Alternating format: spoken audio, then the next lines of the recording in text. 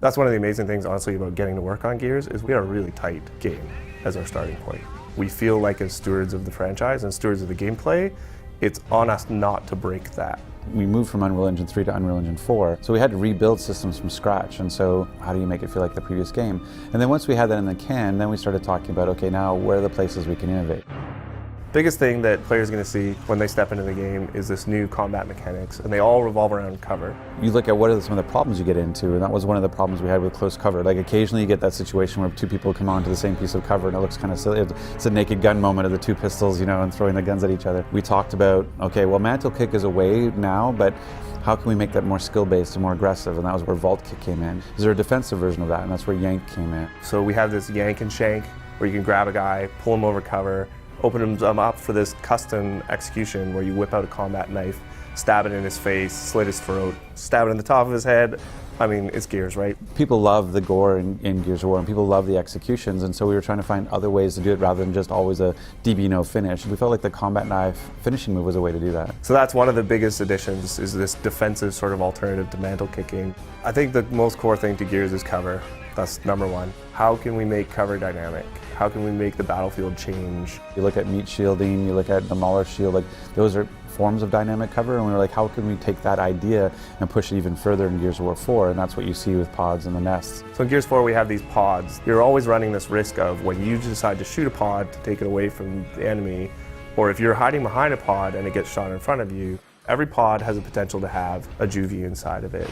Or it can be empty. Or it can have a screamer that can go off and pop all the pods around, that anti-jackpot that basically pops everything in the room, and then you're dealing with like 20 juvies all at once, and chances are you're not going to survive.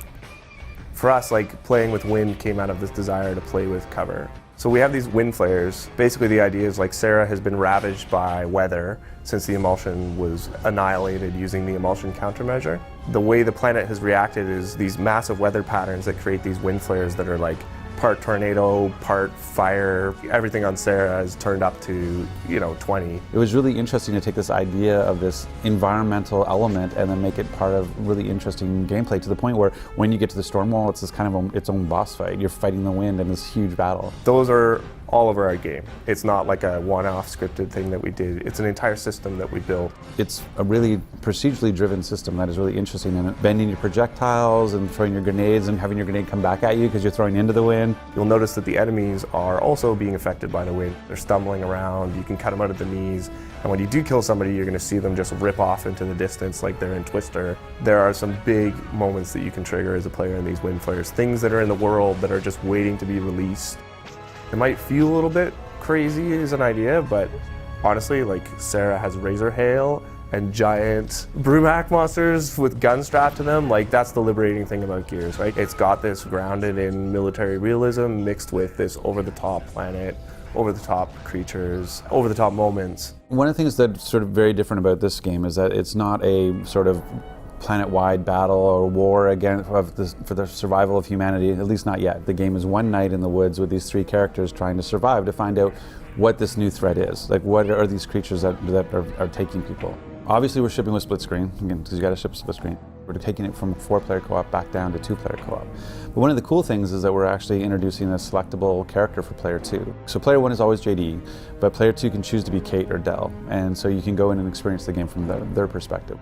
We wanted it to be small and intimate again because we wanted you to get scared again. I mean, I could see where the battle has to grow. Like, eventually Gears of War, it's a war. It's not Gears of hiking or whatever. Like, it's like it needs to get to a war. But at the same point, I think there's a way to measure that so that it's not immediately too much and that you completely diminish the enemy. I know we talk a lot about sort of returning to the tone and the mystery of Gears 1, but we also have 4 games worth of gameplay to look at. We're actually in a really cool position because we get to look at it and go, what is the best from all 4 of those games? And then we get to go, like, which of those do we want to make feel next gen? Which ones do we want to improve? Which ones do we want to innovate on? It's a really cool place to be. I've been with the franchise for 10 years, and when I pick it up and play it, it feels like a Gears of War game to me. You're dealing with new tech, a new team, with a new story, new gameplay. Like, there's so many new risks that are part of this process that at the end of the day, you want them to go like, oh, I'm playing Gears of War again.